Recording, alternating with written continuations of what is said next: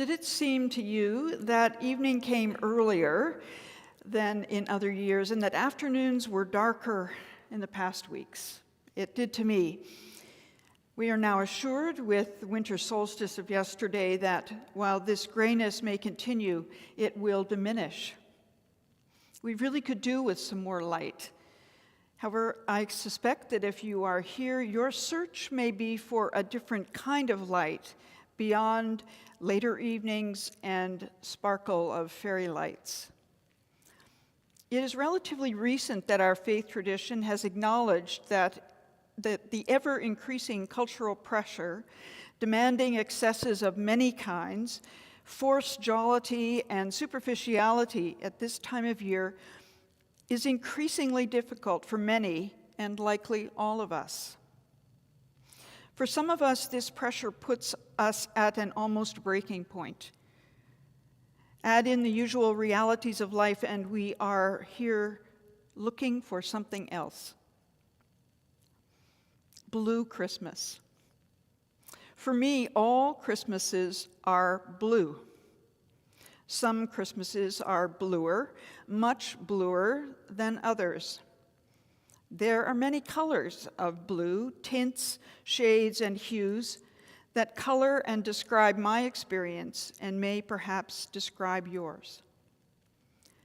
The year that changed everything for me, 22 years ago, tomorrow, events for our family on December 23rd that year turned Christmas into a midnight blue. Dark and cold, with confusion, humiliation, panic, fear, disorientation.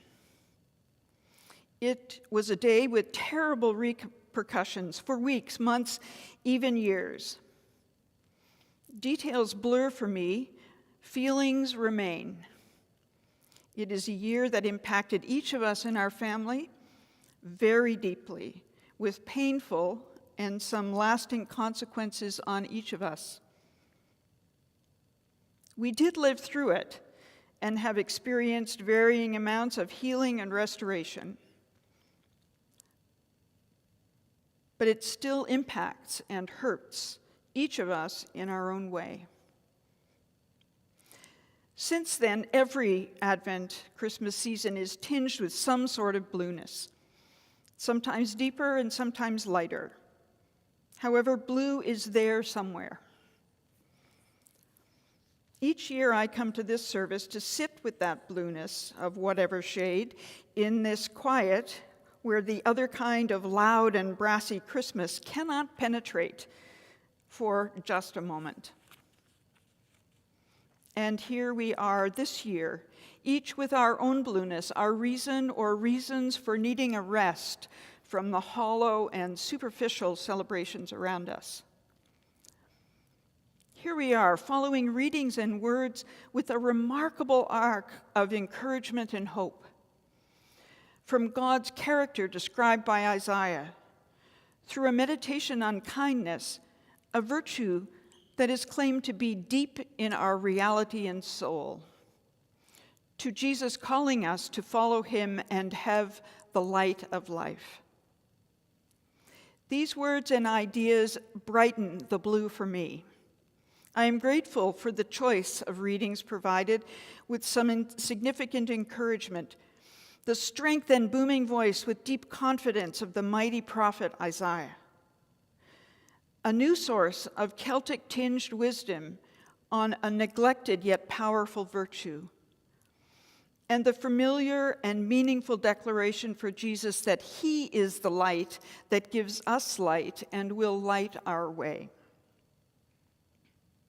We begin with the confident reminder that when we look around and up, this is God's creation, birthed and known, each element with a name, with nothing forgotten. That God's nature is to be everlasting without weariness, but with deep understanding, and that those who wait for God will have their strength renewed. And the simple reminder from Jesus that he is our model, and that following him will mean we will always have light. And in between those familiar biblical words, we have an exploration of kindness. How refreshing and unexpected.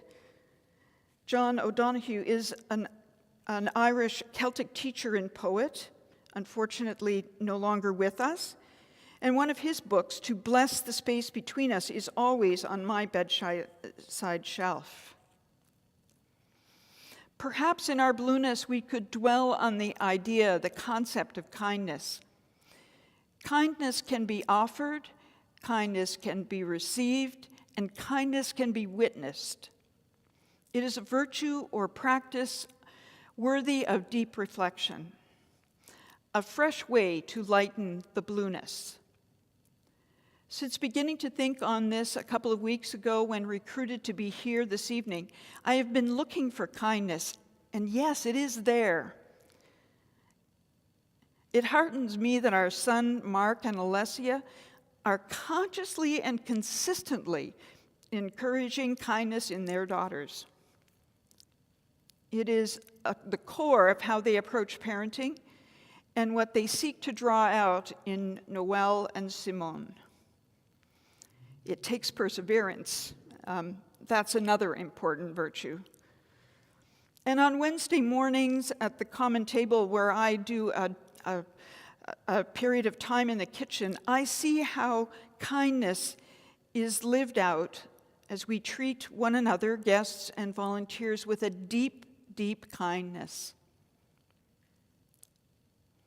What has been your recent experience of kindness? Received, offered, observed. Take a moment to ponder. Let us leave with the practice of kindness. Be encouraged to look out for kindness, to practice it when possible, and to accept it when offered. Allow kindness to lighten the blueness, to redirect our feelings and emotions, and to redeem the hard experiences that have brought us here. May the God of kindness grant us light. Amen.